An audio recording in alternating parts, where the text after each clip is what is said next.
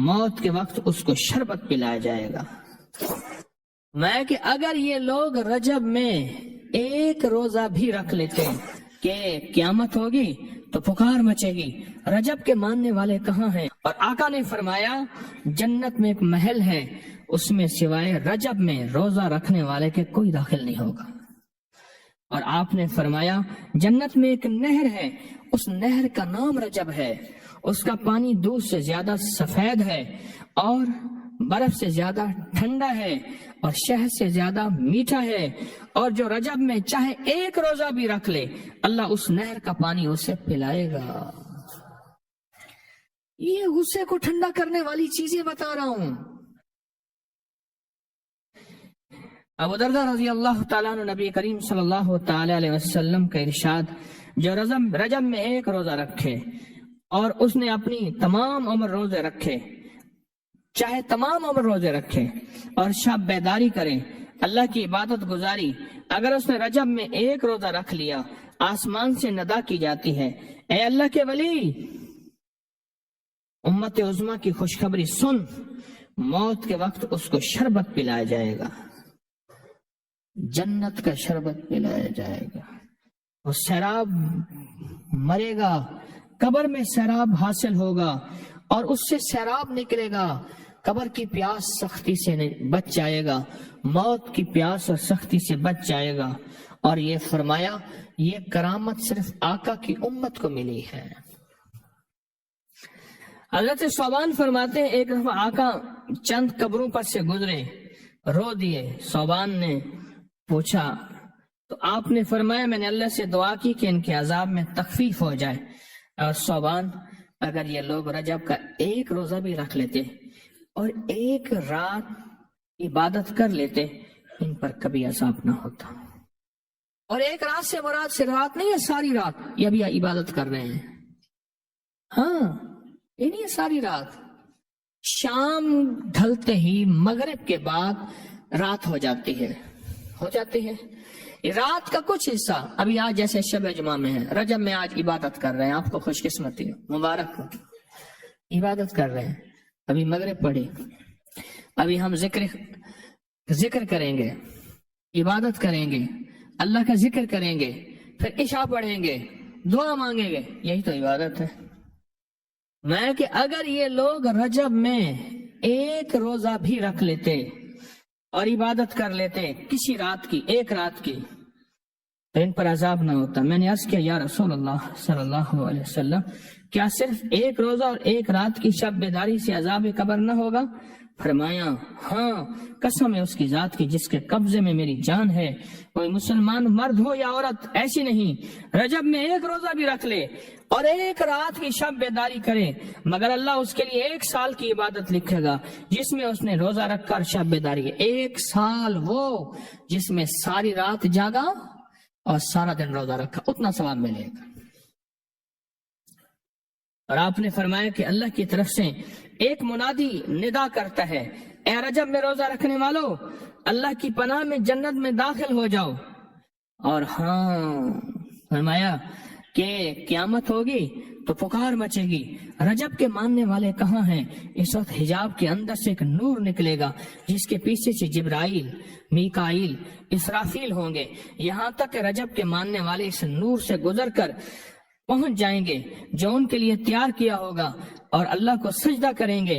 اللہ پاک فرمائیں گے تم اپنا سر سجدے سے اٹھاؤ، یہ سب دنیا میں ادا ہو چکے ہیں، اب منازل عزت کی طرف چلو، اب منازل عزت کی طرف چلو، اب منازل عزت کی طرف چلو۔ اللہ اکبر۔ اور فرمایا مغفرت ہوتی ہے اور اللہ انبیاء کی توبہ قبول کرتا ہے۔ اس رجب کے ایک روزے اور ایک تھوڑی سی عبادت سے اللہ اولیاء کو دشمنوں سے چھڑاتا ہے، اور 3 چیزیں اللہ کے ذمہ ہیں، معافی، باقی عمر کی عصمت، اور تیسری یہ کہ بڑی پیشی، یعنی روز قیامت پیاس نہیں لگے گی، روز قیامت پیاس نہیں لگے گی۔ یہ چھوٹی چھوٹی راتیں، یہ چھوٹے چھوٹے دن، یہ چھوٹے چھوٹے لمحے آتے ہیں، اور آتے اس لیے ہیں کہ ہمیں کچھ دے جائیں، اگر اس کا غصہ ہے بھی ٹھنڈا ہو جائے۔ اگر اس کی ناراضگی ہے بھی ٹھنڈی ہو جائے۔ اللہ اکبر۔ فرمایا، آپ فرماتے ہیں جبریل نے مجھے خبر دی ہے جب رجب کی پہلی رات ہوتی ہے اللہ ایک فرشتے کو حکم فرماتے ہیں اور وہ پکار کر کہتا ہے سن لو توبہ کے مہینے کا چاند نکل آیا۔ اس مہینے کا؟ اللہ اکبر۔ جبریل آواز دیتا ہے سن لو توبہ کے مہینے کا چاند نکل آیا، آ جاؤ اپنے لیے توبہ، امت کے لیے توبہ، اپنی نسلوں کے لیے توبہ، اپنی پچھلی نسلوں کے لیے توبہ، اپنے لیے، اپنے لمحوں، اپنی راتوں کے لیے توبہ، اپنے دن کے لیے ندامت اور توبہ۔ سن لو لوگوں، جبریل کیا کہتے ہیں اور پکارتے ہیں کہ توبہ کے مہینے کا چاند نکل آیا۔ بس اس کے لیے بشارت ہے جو اس رجب کے مہینے میں استغفار کرتا ہے، اس کے لیے بشارت ہے جو رجب کے مہینے میں استغفار کرتا ہے۔ غصے کو ٹھنڈا کرنے والی یہ سعادتیں ہیں، اللہ کو ناراض کرنے سے دور کرنے والی یہ نعمتیں ہیں۔ عجیب بات بتاؤ، فرمایا جو شخص یہ چاہتا ہے، یہ غور سے سنیے گا، جو شخص یہ چاہتا ہے اللہ اس کی نسلوں کو معذوری اور مجبوری سے بچائے، معذور ہو جائے، کسی بھی چیز سے معذور ہو جائے اور مجبور ہو جائے۔ میں نے آپ کو اپنی مجبوری کا قصہ سنایا تھا اس دن، معذوری اللہ مجبوری سے بچائے کہ بے بس ہو جائے، مجبور ہو جائے۔ اور جو شخص یہ چاہتا ہے کہ اس کے ماتھے پہ نصیب اور بخت اور مقدر اتنا لکھا ہوا ہو انسان بھی پڑھ سکے، یہ میری خوشخبری یاد رکھیے گا، اتنا واضح ہو انسان بھی پڑھ سکے، بخت، نصیب، مقدر، عزت، دولت۔ اور تیسری، جو شخص یہ چاہتا ہے اس کی پیشانی کبھی سجدوں سے محروم نہ رہے اور فرشتے اس کی پیشانی سونگ کر بتا دیں کہ یہ وہ لوگ بندہ ہے جس کے سجدے واقعی تھے، تو فرمایا وہ کبھی بھی زندگی میں کسی ایسی اللہ کے دوست کی محفل کو تلاش کرے جو لازم شب جمعہ میں ہو۔ اور یہ وہ ہے، اللہ کا دوست میرا مرشد ہے، میں ان کا غلام ہوں، اپنی نہیں کہہ رہا۔ شب جمعہ، یہ شب جمعہ، جمعرات تسبیح خانے میں، اور پھر تسبیح خانے میں دعا ہوتی ہے، تھوڑی دیر کی یہ محفل ہوتی ہے۔ فرمایا آنے والے حضرات اور پوری دنیا میں اس میں شامل ہونے والے حضرات آن لائن، وہ اپنے بخت، پیشانی پہ نصیب لکھواتے ہیں، سجدوں کی خوشبو بنواتے ہیں اور اللہ کے خزانوں سے پاتے ہیں۔ یہ وہ خوش قسمت ہیں جو شب جمعہ کا انتظار کرتے ہیں۔ کیا نصیب ہے، کیا مقدر ہے۔ آئے میں آپ کے خط کا ایک دوسرا حصہ بھی پڑھ کے سناتا ہوں، اور ہم ایسے ہی اللہ سے دوستی کریں۔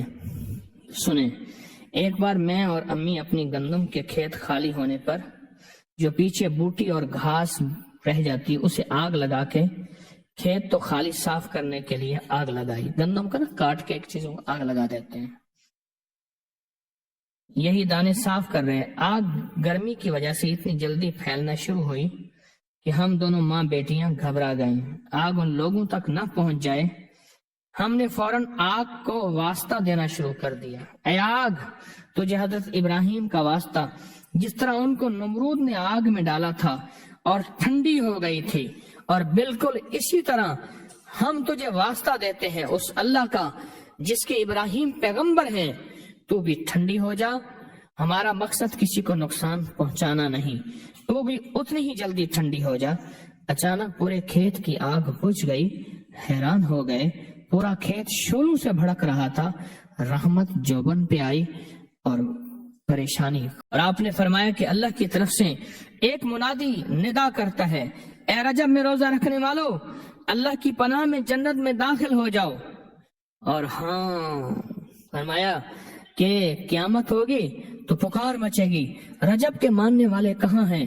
اس وقت حجاب کے اندر سے ایک نور نکلے گا جس کے پیچھے سے جبرائیل، میکائیل، اسرافیل ہوں گے، یہاں تک کہ رجب کے ماننے والے اس نور سے گزر کر پہنچ جائیں گے جو ان کے لیے تیار کیا ہوگا اور اللہ کو سجدہ کریں گے۔